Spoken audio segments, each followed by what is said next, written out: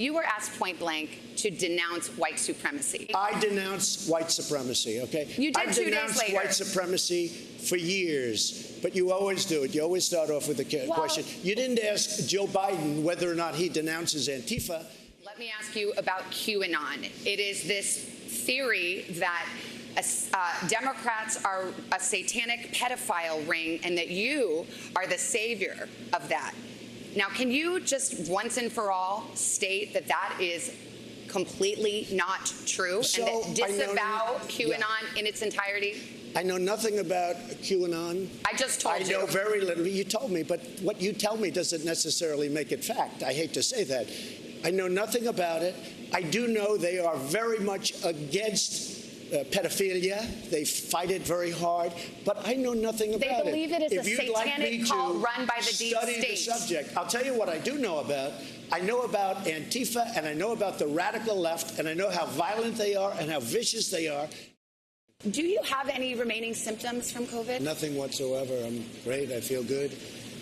In particular, did you have pneumonia? Well, I'll tell you what happened.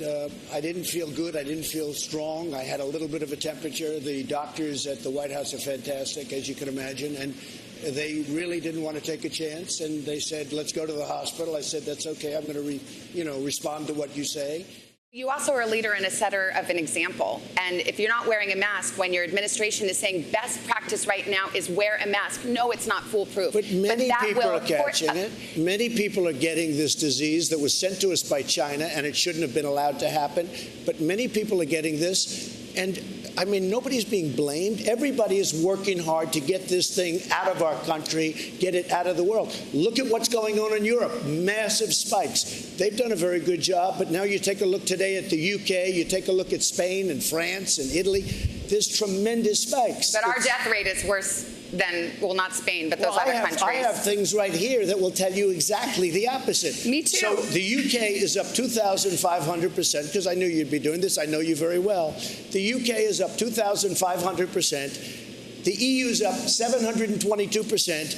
And the United States is down 21%. But we have, our deaths per capita is among the highest among industrialists. Excess mortality, we're a winner. Thank you. Taxes. As you know, the New York Times has obtained, it says, years of your tax returns, among other things. It says that you have debts of approximately $421 million that you have personally guaranteed and that will come due in the next 4 years. The question is, on behalf of voters, who do you owe $421 million to? First of all, let me answer. What they did is illegal, number one. Also, the numbers are all wrong with the numbers they released. And just so you understand, when you have a lot of real estate, I have real estate, you know a lot of it, okay? Right down the road, Doral, big stuff, great stuff. When I decided to run, I'm very under-levered, fortunately, but I'm very under-levered.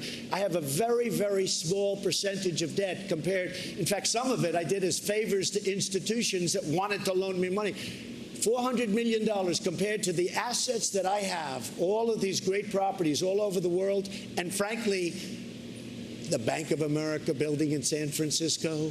I don't love what's happening to San Francisco. Well, do I hear you right? It sounds like you're saying $400 million isn't that much. One of the biggest office buildings. But are you confirming that, yes, you do owe some $400 million? What I'm saying is that it's a tiny percentage of my net worth.